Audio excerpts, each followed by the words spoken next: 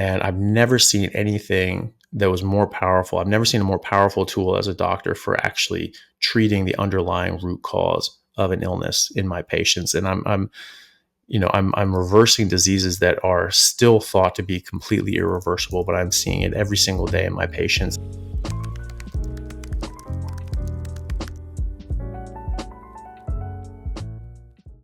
I would like to maybe just start with, what, without being too obvious, what do you think are the biggest culprits that are contributing to our ill health, and what foods do you find most people are eating because they think it's healthy and it's causing, more problems than expected or really aware of?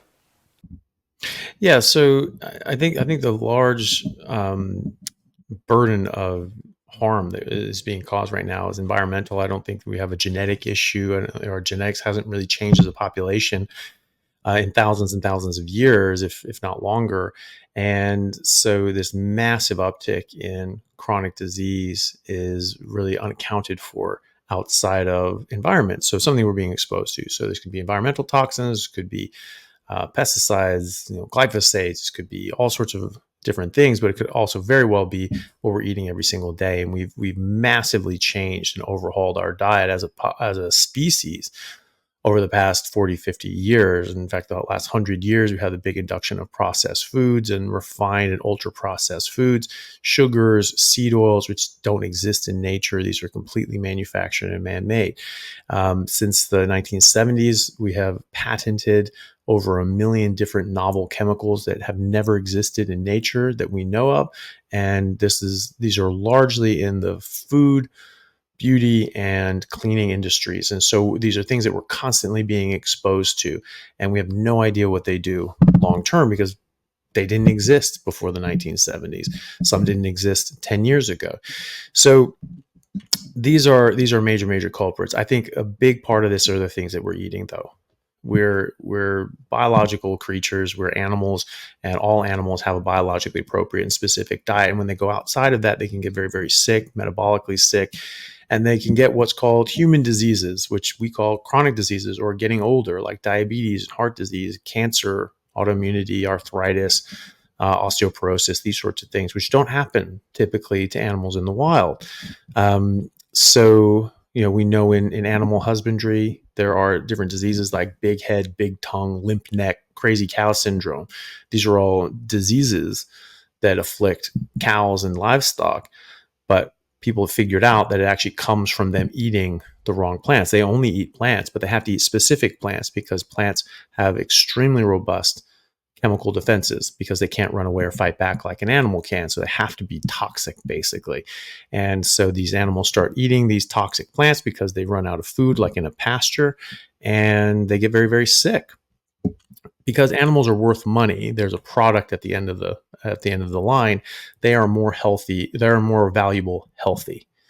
Whereas humans are inherently worthless. We're not being sold as a product or a commodity, and so we're more valuable sick because then we have to pay for healthcare, right? So the incentive model is very skewed. So the incentive for animals is to figure out what's going wrong and fix it.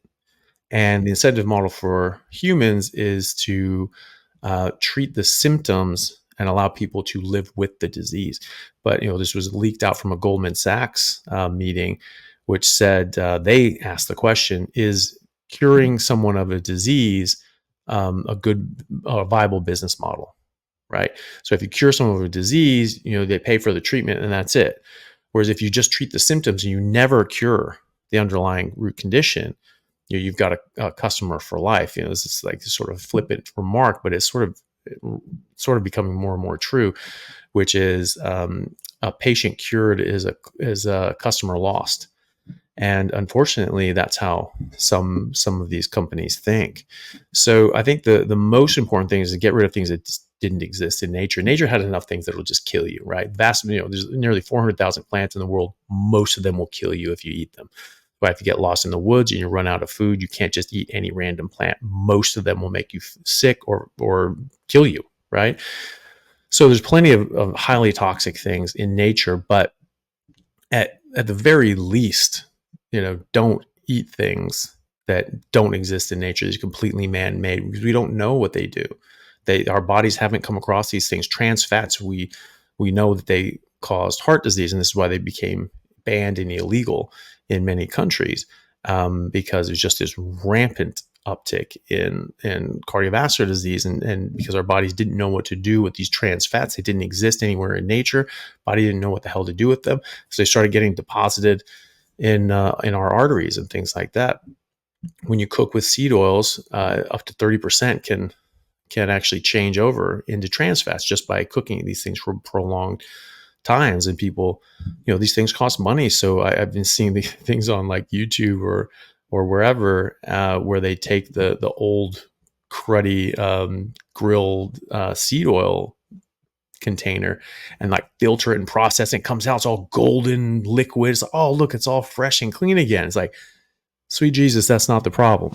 The problem is, that about 30% of that's now trans fats, and now you're cooking those trans fats and making more trans fats, and can be really harming people. So get rid of all processed foods today, right?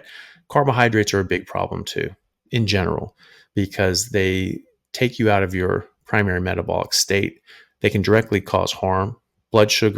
Elevated blood sugar actually causes harm. Glucose molecules, and any carbohydrate molecule for that matter, can fuse to other molecules. It's called glycation. It's a non-enzymatic binding from the carbohydrate molecule to another molecule, and it causes permanent damage to those molecules and a lot of stress. They're called advanced glycation end products, AGEs, and they age you, right? And so we see this with glucose, as where HbA1c is. This is a marker of people's blood sugar control over 3 months. And so HbA1c is the glycation product, the AGE, from glucose and hemoglobin. Fructose is actually much more damaging, and that binds to hemoglobin and makes HbA1b. That's the AGE that's made from fructose. Fructose is so toxic to your body. Your body really, really tries to keep this far away from your systemic circulation. It goes straight to the liver, and your liver just tries to just get on top of it right there and not let it out into your system, because it actually is so damaging to your body. But diabetics can convert up to 30% of their glucose into fructose. So we don't exactly know how your body deals with that, or if it lets it too far past your liver, how much damage that's causing. But it's a sort of a something to be concerned about. So getting rid of carbohydrates is a really good idea, because you want your blood sugar at a very normal level. You have about 4 grams of blood sugar circulating throughout your entire bloodstream at any given time, and those 4 grams are enough glucose to run every single physiological mechanism in your body and your brain. Just 4 grams, and 1 extra gram is a toxic dose to your body, and your body responds to it as a toxin by trying to detoxify it by raising your insulin.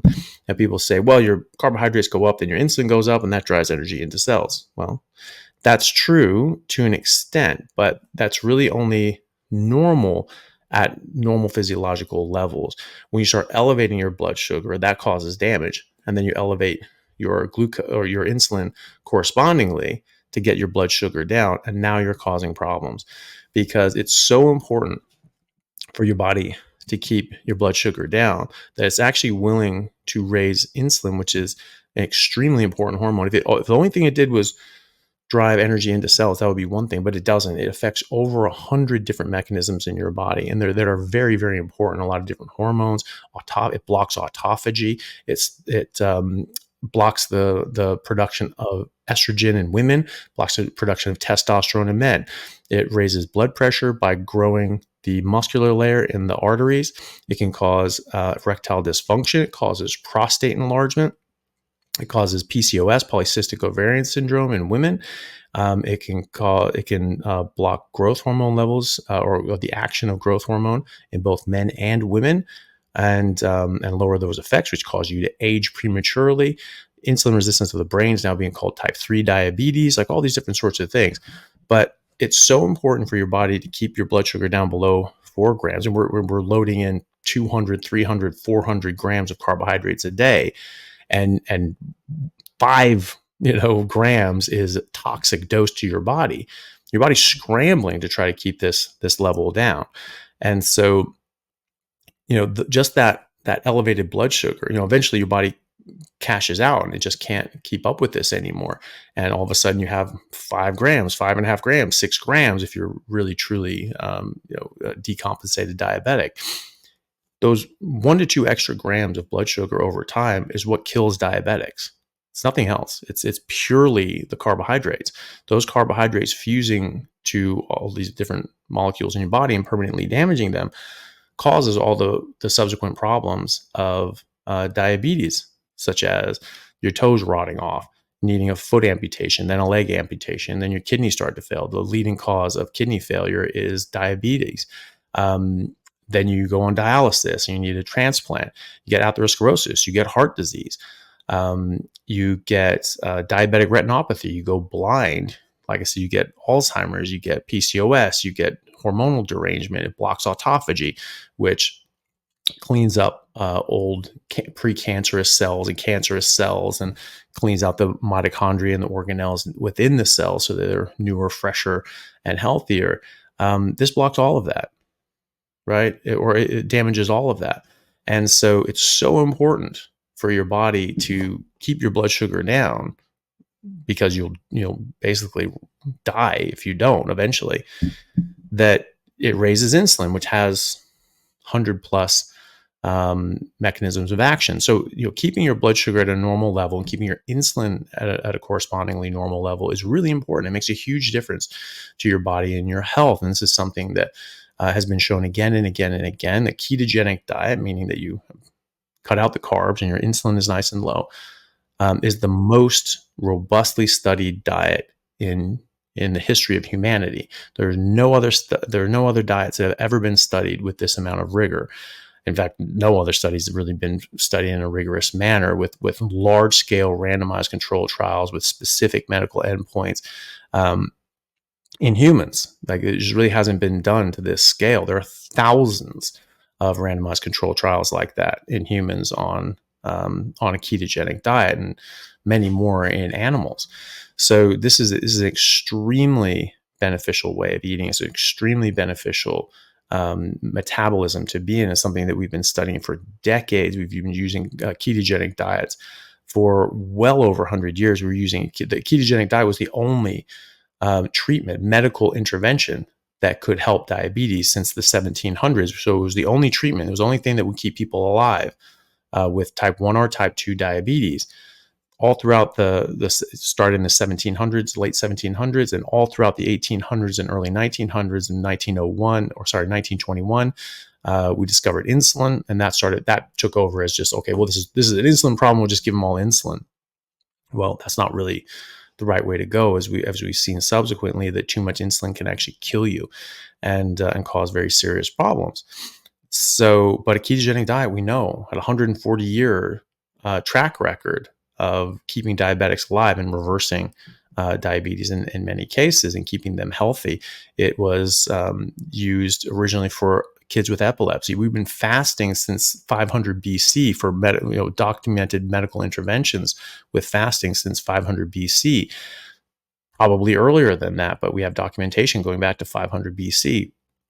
And ketogenic diets being used for things like epilepsy. That was the only treatment for epilepsy for decades and decades and decades, until we had some medications that came up and were able to suppress these sorts of things. So this is an extremely well-studied field and well-studied medical intervention and way of eating. And when you're reversing all of these problems, you have to sort of ask yourself, well, is that addressing the underlying root cause? If you're coming off your medications, these problems are going away. Well, that sort of presupposes that you've actually addressed the underlying root cause of the issue, which suggests that we were eating the wrong way. We're eating like the livestock animals. We're eating the wrong things, the wrong plants. They had these toxins. They had these different things that we weren't metabolically fit for, and we were getting sick as a result of it.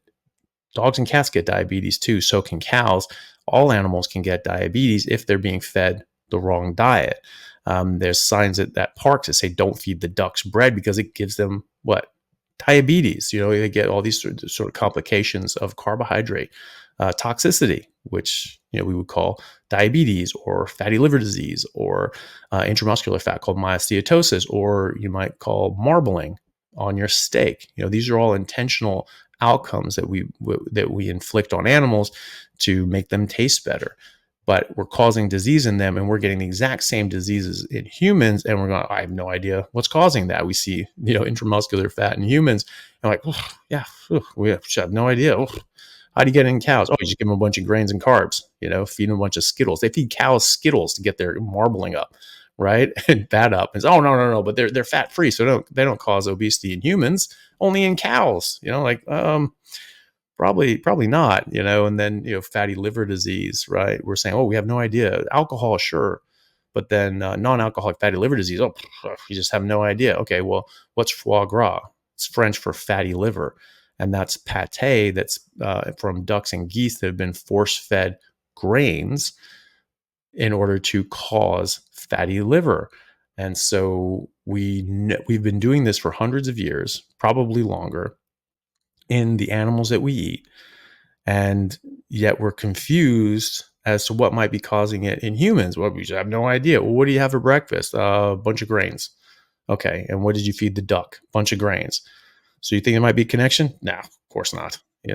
Like, why would you not think that? Or at least ask that question. And so those are the main things. I think you should get rid of processed food, get rid of sugar, get rid of obviously get rid of alcohol, those sorts of things, and get rid of carbs. Go ketogenic. And there's certain plants that are worse than others, like nightshades, potatoes, tomatoes, eggplants, peppers, any seed, nut, bean, legume, grain. All of these things are a seed. That's a plant's baby.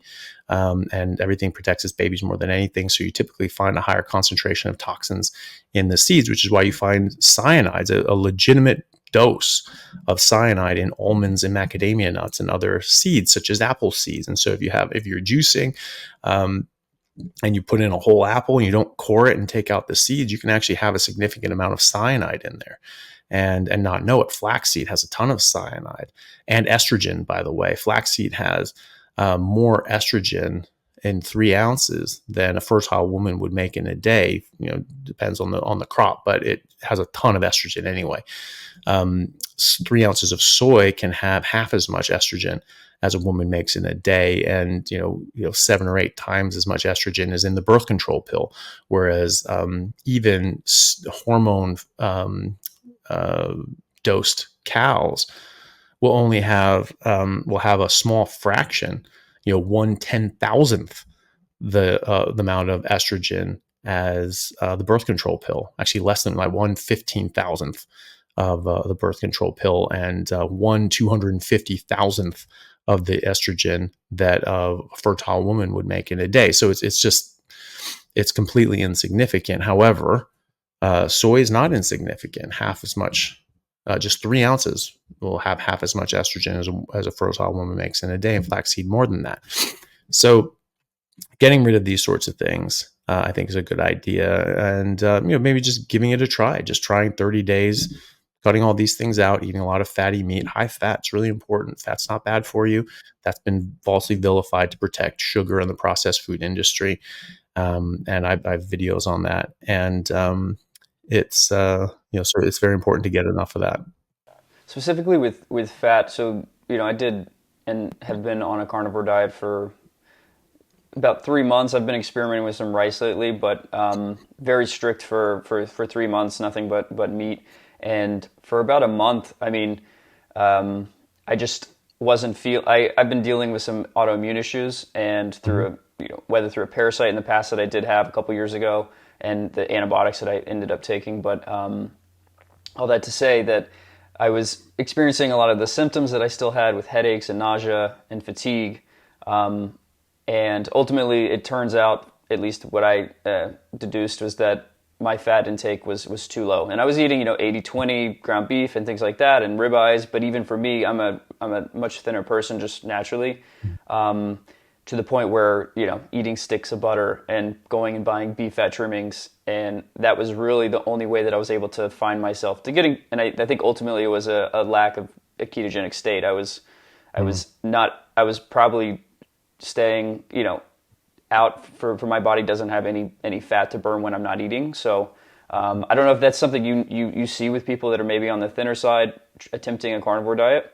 And that would lead me into a question also, just like on top of that, what mistakes do you see people making moving into the carnivore diet that might be hindering them? And I understand it's a better decision overall, but what mistakes do you see maybe people making as they move into a carnivore diet? Well, the typical mistakes would be like not eating enough fat because they're just eating way more fat than they've ever eaten before. And so I said, well, it has to be enough fat. I'm definitely getting enough fat because I'm like, I've never eaten fat like this before. But we actually do need a lot of fat. And especially when you take out carbohydrates, it's really important to make fat the majority of the calories, because one of the things you can run into is a problem if you have the majority of your calories coming from protein. Protein is actually supposed to be building blocks for your body and not even supposed to be used as calories, and or not to a large extent anyway. Every single molecule that your DNA codes for and makes is a string of amino acids, and then that gets folded in different carbohydrates and lipid groups may get added onto that, but the core base structure is a string of amino acids. So you're eating amino acids, and you're going to be using those amino acids as for a lot of these building blocks and structural components and things like that. You're not just burning them for calories. That's not what they're for. They're for the physical structures of your body. So are fats, by the way. And then you make all the carbohydrates you need. There is no such thing as an essential carbohydrate. There are such things as essential fats and essential amino acids, and many of those don't exist in plants. Certainly, the essential fatty acids don't, and some of the conditionally essential amino acids don't exist in plants as well. Things like carnitine.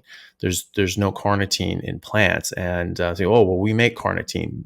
No, not everybody does. Only about 70% of people make enough carnitine, and in certain conditions, you need more than you just be making yourself. But again, 30%, nearly 1/3 of the globe, doesn't make enough or even any carnitine. They have to get it from their diet. And so that's conditionally essential, and that only comes from meat. But if you're getting the majority of your calories, like actual energy, from protein, then you can actually hurt yourself and get what's something called protein poisoning, or rabbit starvation, and it can cause GI upset, cause watery diarrhea. It can cause lethargy, all sorts of different sorts of issues, and it can be actually quite dangerous if it's not corrected. So you actually need the majority of your energy coming from something else besides protein, be that most of the time it's carbohydrates. Usually we have about 15 to 20% of our total, if you burn it in a bomb calorimeter, 15% of our calories from protein. But again, most of that's going to structural components. It's not going to energy, right? It's just you could use it for energy if you want. This is why calories are not calories, because you don't even use some of these things for energy. You use them for structural components. And so, and there's many other reasons why that's not a very good way of thinking about it. But if you are getting the majority of your energy from protein, you can actually get into a bit of trouble. And so most of the time people are getting that from carbohydrates these days. So if you get rid of those things, you need to replace that with fat. And so you need to get the majority of your calories from fat. And a lot of people don't. And so you really want to eat about 2 grams of fat to every 1 gram of protein. I wouldn't want to go below 1 gram of fat to 1 gram of protein.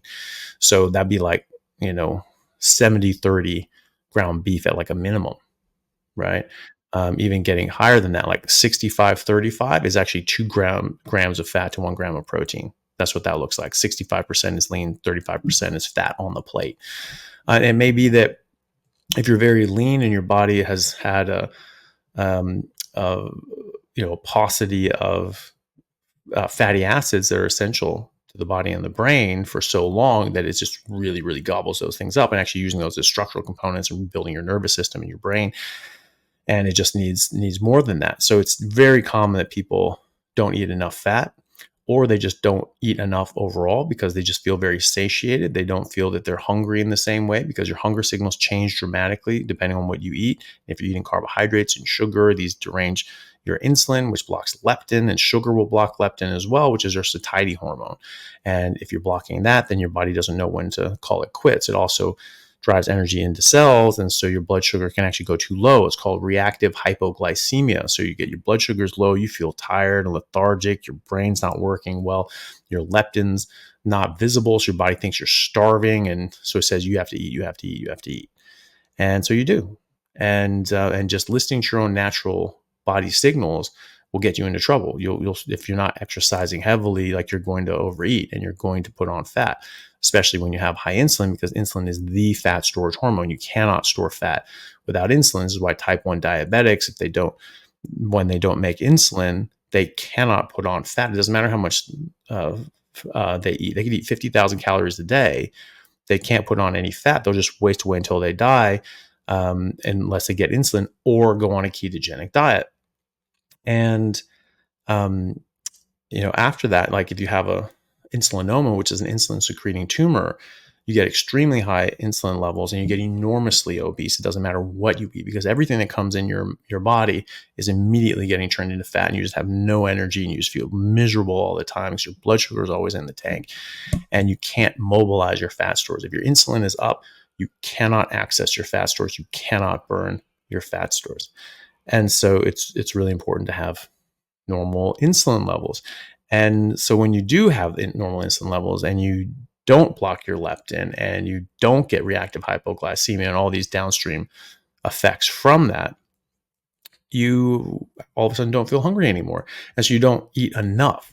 Whereas before it was hard to not overeat. Now you have the opposite problem because you're already geared up. I can stop, so I should stop because I'll overeat otherwise. But it's the opposite now because you're actually getting signals that, yeah, you're fine. You probably don't need to eat. They're much more subtle, right? So you actually are getting signals that you do need to eat, but you just haven't recognized them yet because they're so different than the ones you've eaten before.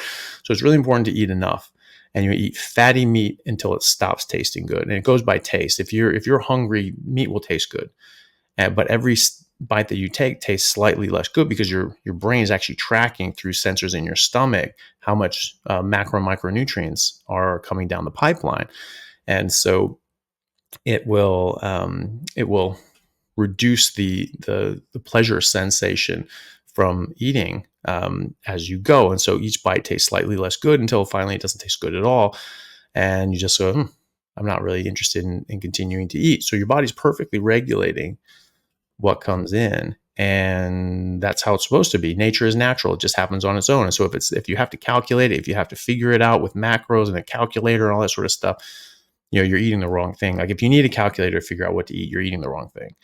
And koalas don't pull out a calculator to figure out their macros, right? A pigeon isn't like doing math on its toes. How much did I have today? No, they're just eating. And if they're eating their natural diet, then they don't need to worry about it. Their body tells them when to stop. And so if we're eating the right things, our bodies tell them when to stop. And that's how I've found that it does that, through taste. So yes, you can definitely have problems by being too low fat. You can definitely have a problem by not eating enough. And the other mistake people make is by not actually going carnivore. They think that going carnivore is just they eat a lot of meat now, and they're not, and they're eating more fat, but they haven't actually cut out all the non-meat products. They're still drinking coffee, or they're still having some sweetener, or they're still having, rice every now and then, or they're just, they've significantly reduced down all these other things and significantly increased the amount of meat that they're eating, which are all great things. So they're already going to get a lot of improvements.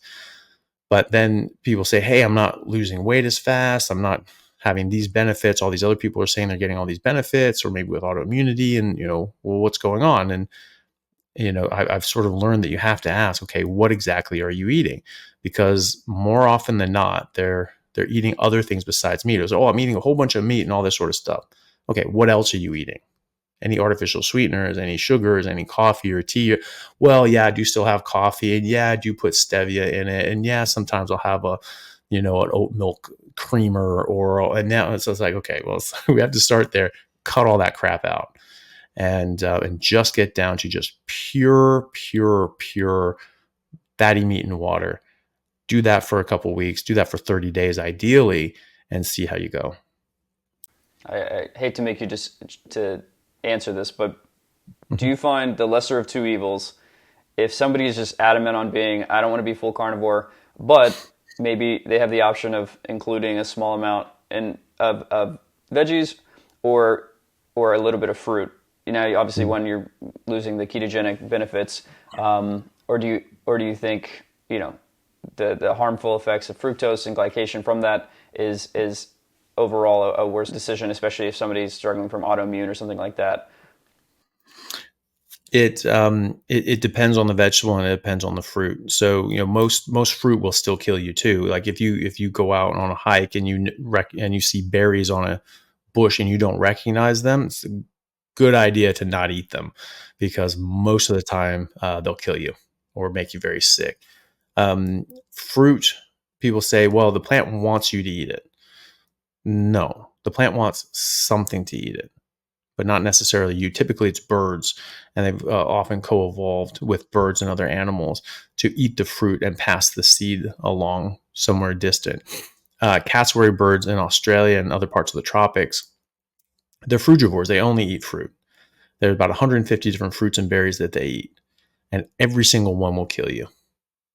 Every single one of those fruits will kill every single animal except a cassowary bird, even other birds, because those seeds will only germinate if they go through the digestive tract of a cassowary bird. So they drop this fruit as an offering to the cassowary bird, and the cassowary bird eats these things and then passes that seed, and then they grow up into a plant, or potentially grow into a plant. If they don't pass through the gut of a cassowary bird, they don't turn it into a plant. So the next generation is dead. And if the cassowary bird leaves an area, for example, all those plants will die out.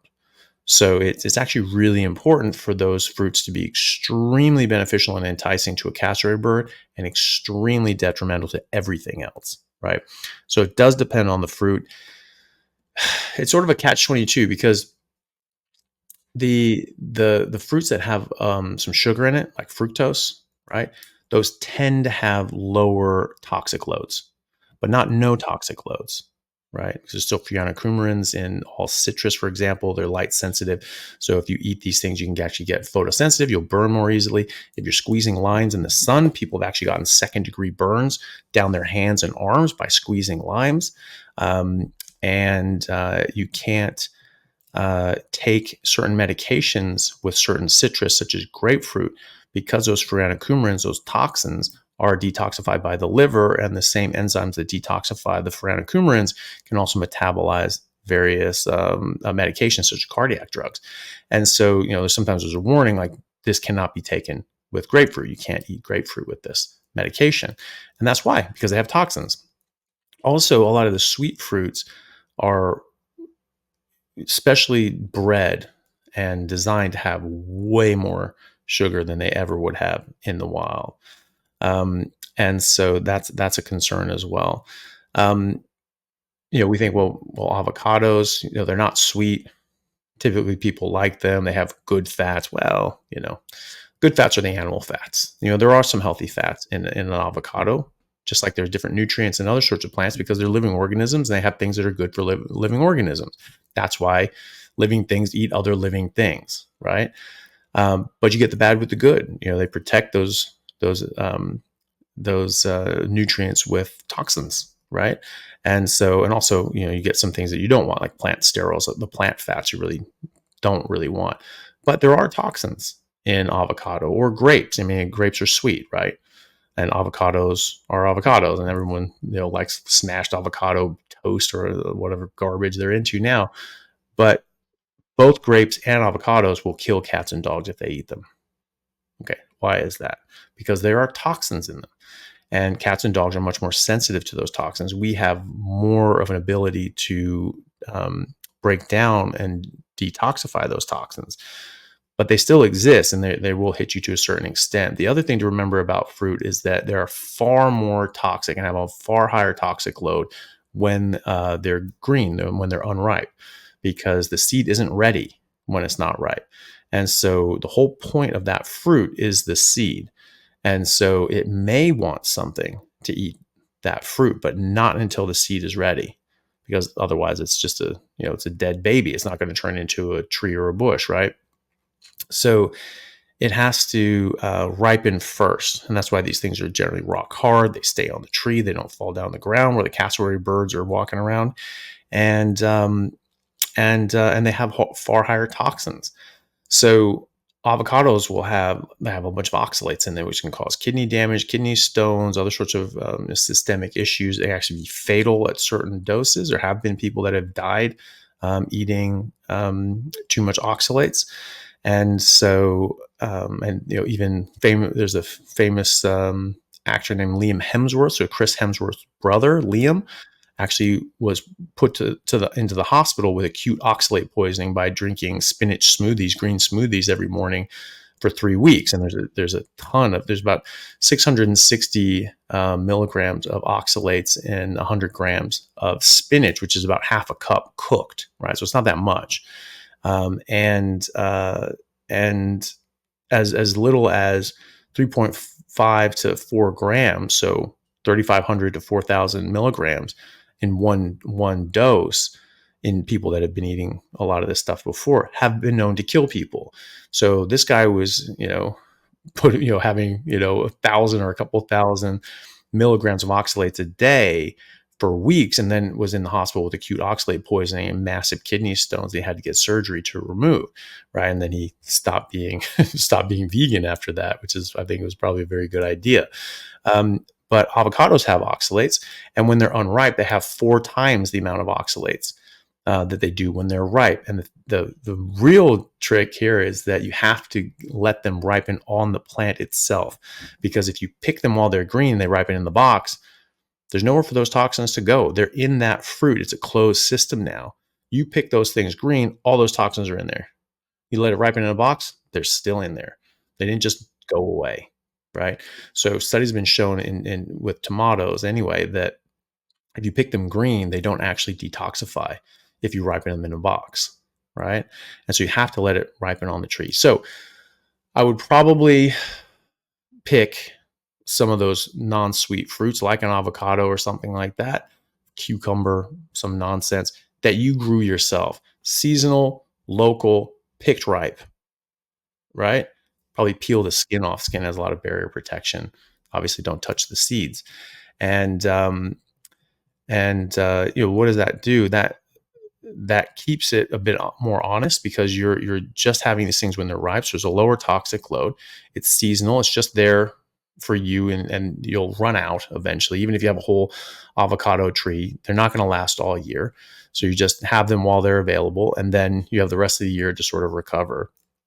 And that's a more natural way of eating these things. Avocados are not natural. The original avocado had a much bigger seed to meat ratio, and I've seen pictures. It's like that slightest outer layer of actual flesh. Yeah, exactly. Yeah, same with mangoes. There's barely any flesh on that. It's very thick, fibrous, not very sweet compared to the ones we have today. So it's a very different kind of fruit. So there are different sorts of things. Like iceberg lettuce, probably not all that offensive. Anything bitter is your brain. There's nothing tastes bitter, right? It's your brain's response to something that sends that bitter, like, ooh, that's not good. Don't eat that. That's bad. Or spices, how a strong taste. If you put they have this cinnamon challenge, which is hilarious. If no one's ever seen that, look that up. Look up Glozell cinnamon challenge. Hilarious. It's probably the best one out there. It takes like an entire ladle full of cinnamon and just dumps it in her mouth. And it's just I think people were inhaling of it too, which was extremely dangerous. I think, yeah. Yeah. Well, that's going to be pretty horrible too, because you can get, you can get fibrosis in the lungs if you get repeated insults like that. So it's like a pneumoconiosis in the lungs. You can get sort of this fibrosis. So that's not good.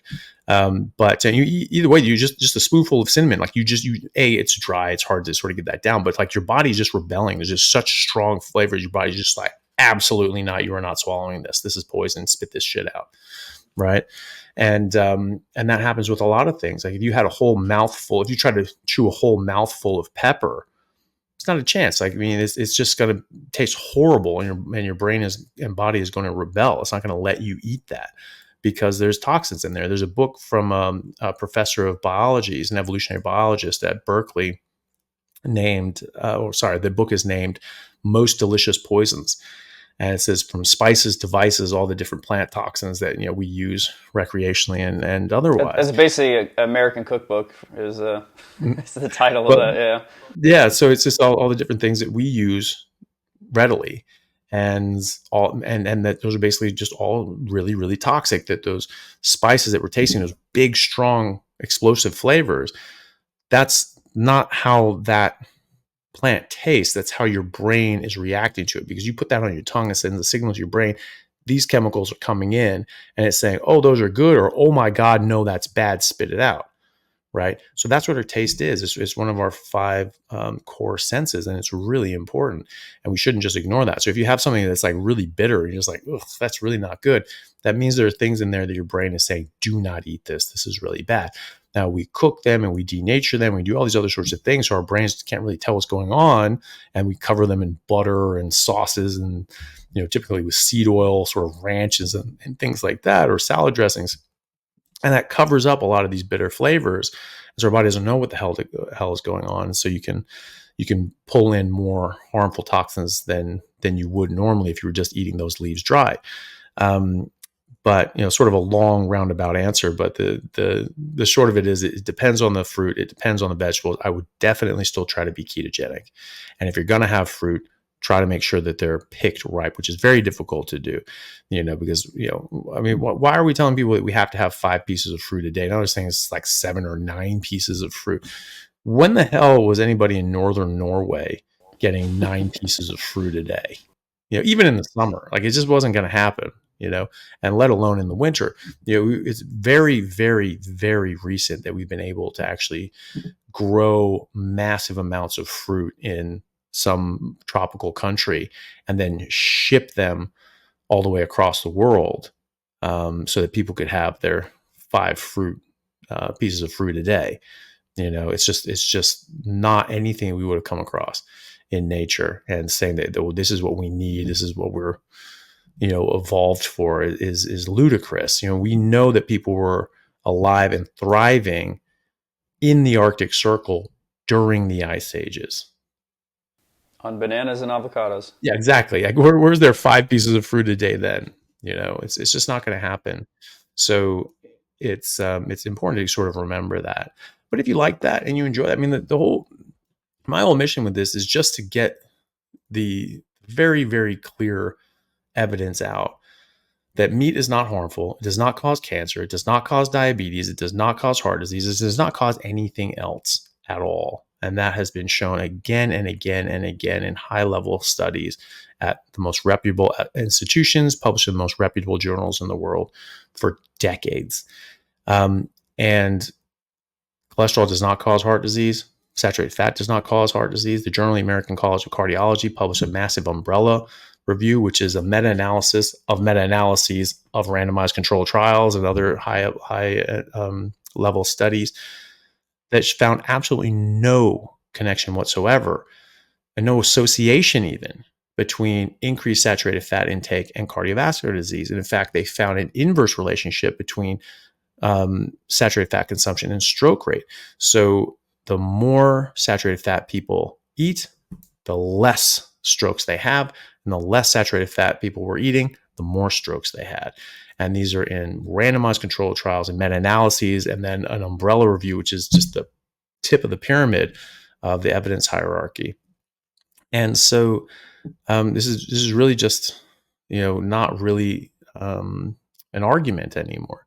We have very clear evidence that this was, and we know the origins of it were brought about by the processed food companies and the sugar companies. They were paying people off from Harvard and elsewhere to make things up and to push their product and to use fat and cholesterol as a scapegoat to cover up for the damage that sugar was doing. We have their own documents saying this. We know what they got paid. We have their contracts, right? And so this isn't guesswork. This isn't an accusation. This isn't a conspiracy theory. It was an actual conspiracy that we have evidence of, right? We have their own documentation saying they did it. That's published in the Journal of the American Medical Association in 2016 by the University of California, San Francisco, right? And so, people can see that the sugar companies were paying off people from Harvard and elsewhere to falsify data and publish fraudulent studies to make it appear as if cholesterol caused heart disease when it was much more likely to be sugar, and then to exonerate sugar and say that it was safe.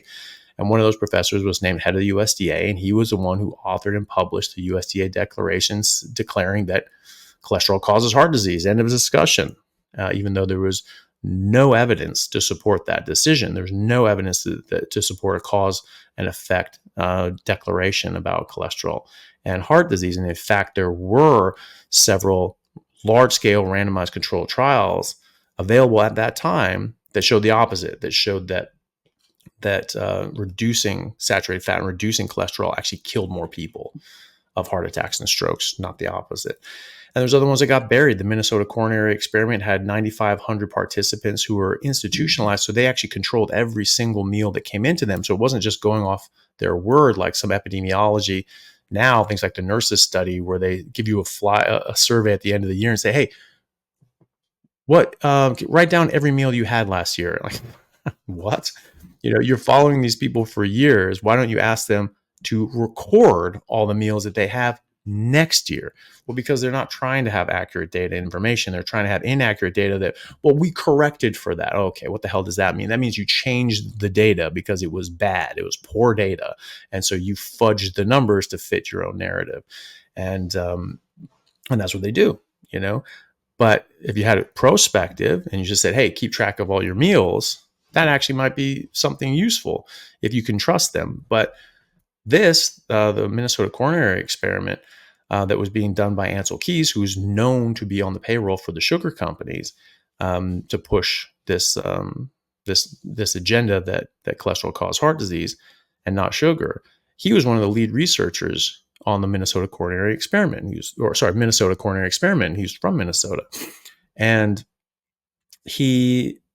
they found that they followed these people. It was from 1968 to 1973, and they controlled all the meals. It was 9,500 participants, and they were just eating sort of standard meals for the time. It wasn't like ketogenic or anything like that. But then they just replaced animal fats and butter with seed oils and margarine.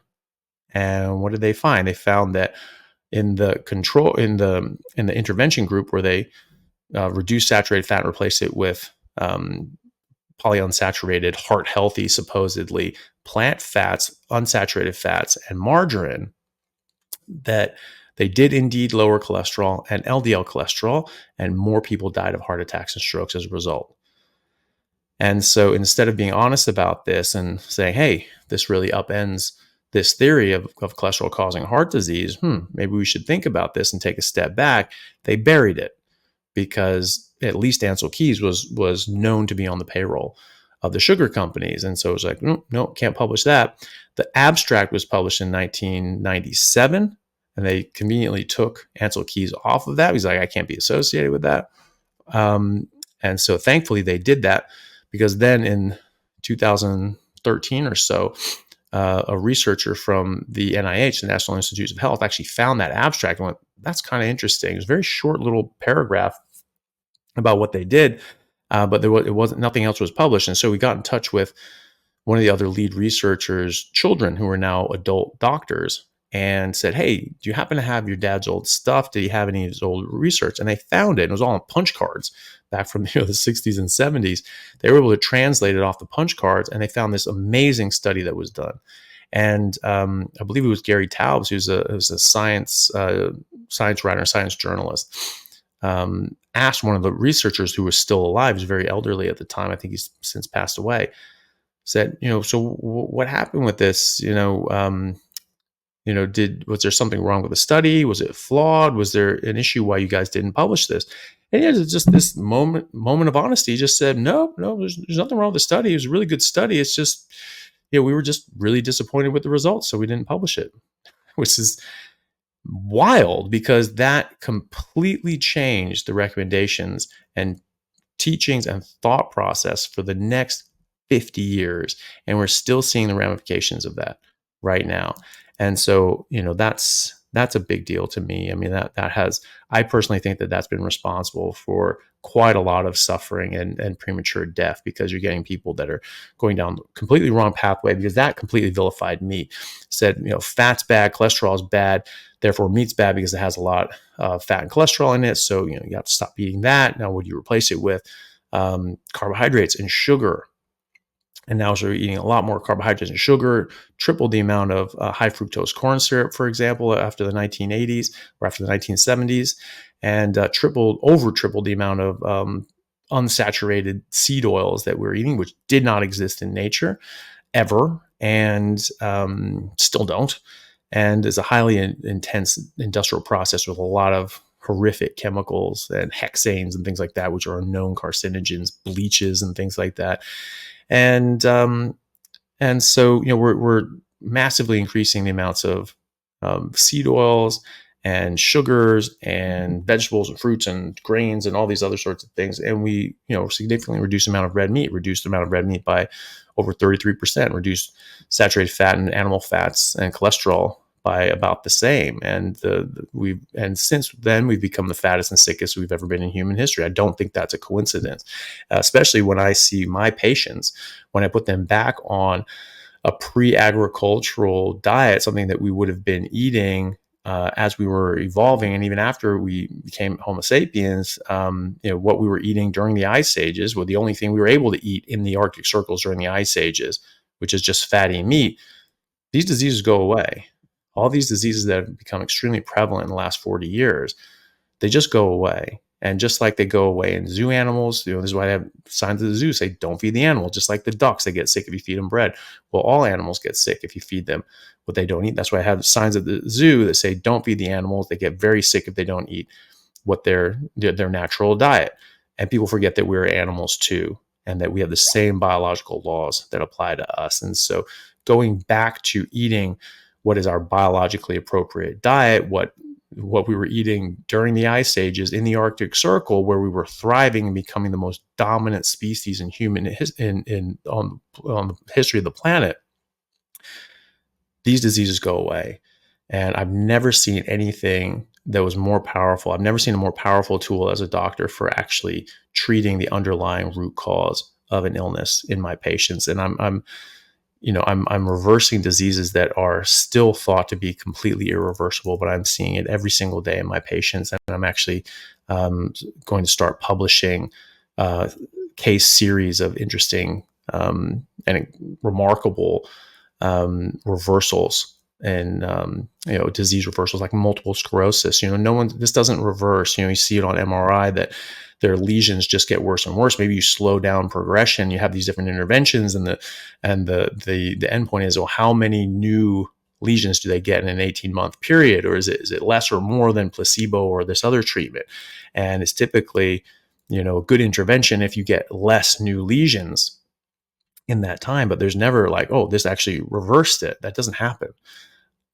I don't think that's actually anywhere in the literature that someone has actually reduced the size and burden of their lesions on MS. I'm seeing it all the time in my patients with MS.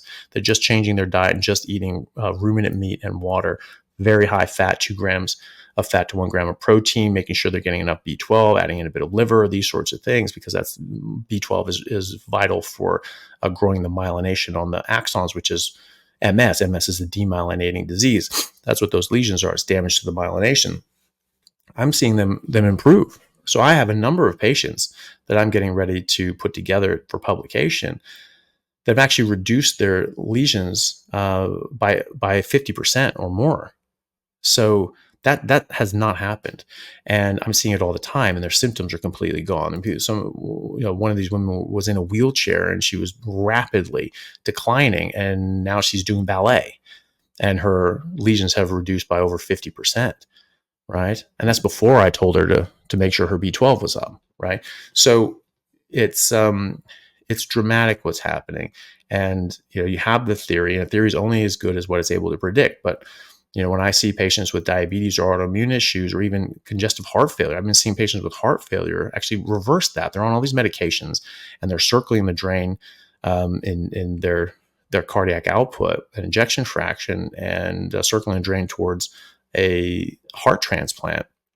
Some of these people have 10-15% ejection fraction, should be over 55, and that's on medication, and they're very unwell. And so the heart's just not beating properly. It's just not getting blood around to their body and their brain. They're very unwell. And then all of a sudden they go into a ketogenic carnivore diet, and in 3 months' time, they're off all their medications. They have normal ejection fractions. I'm going to be publishing that too. That's incredible that can even happen, that you can save someone from getting or needing a heart transplant. That's absolutely insane. And so it's a proof of concept that if you eat what you're designed to eat, you should get better. You should stop having these problems. And so if these diseases are being caused by eating the wrong thing, and we go back to eating what's biologically appropriate, a pre-agricultural diet, then we should see a reversal of the diseases, which is exactly what we see. And one more piece of evidence for this is anthropologists right now talk about pre-agricultural societies right now, and the health issues that they manifest are very different. They're accidents, emergencies, childbirth, infections. That's pretty much it. And they live as long or longer than people do now. It's a complete misconception these people die in their 30s. That's completely wrong. And what would they die from anyway? They got killed by a tiger or something like that, an injury.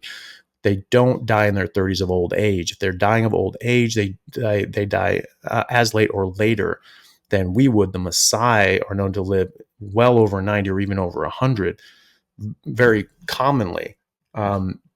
And studies from the university, I think at Arizona State University, looked at tribes in the Amazon, which aren't fully carnivorous. They're eating sort of, a mix of things, and they absolutely would live, into their 70s and 80s. So plenty of time to build up these chronic diseases, right? They don't get them unless they go into a post-agricultural society and start eating post-agricultural food. And then there's this transition, and then then it's not the same health issues. Now the health issues they get are the diseases of civilization, as they call them, which are human diseases in animals. And again, just getting older in us: diabetes, heart disease, cancer, autoimmunity, etc. And so you go back to a pre-agricultural way of eating, even if that includes some plants. It's a majority of meat, and you cut out all this processed garbage. Eat what people were eating 20,000 years ago during an ice age, and you'll probably be pretty good. Well said. Last question.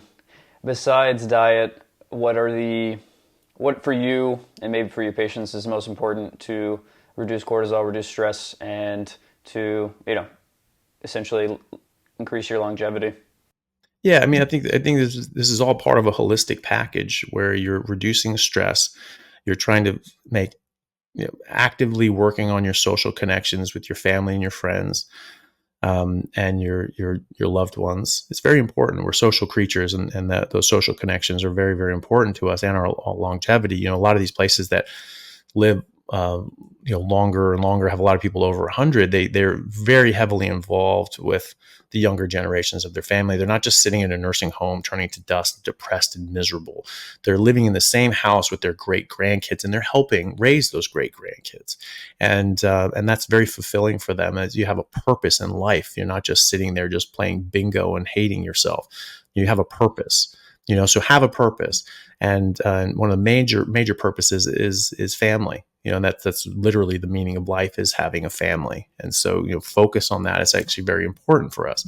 Proper sleep, getting, sleeping and not waking up with an alarm, waking up naturally is very important. If you average 5 hours of sleep at night for 7 nights in a row, you can actually give yourself pre-diabetes because you get such a cortisol spike.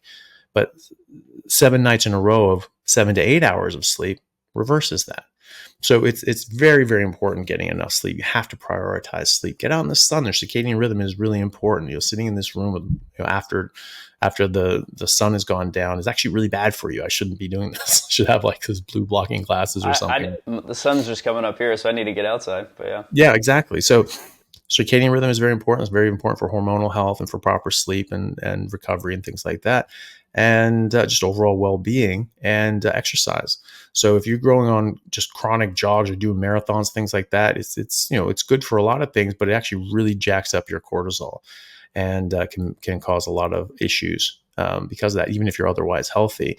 And so doing high intensity like sprinting or HIIT training or weightlifting, those will improve your hormones. So in men, it will increase testosterone and increase growth hormone and reduce cortisol. In women, it will normalize their estrogen and testosterone, raise their growth hormone, and lower cortisol. So it's actually really, really important to do that high intensity sort of exercises and not just do chronic cardio. And those are sort of the main pillars of health. Thanks for watching, guys. If you enjoyed, please like and subscribe. If you have any questions, please leave them down in the comments. I have plans of doing plenty more of these interviews with really interesting guests. So stay tuned, click that like button, and I'll see you soon. Have a good day.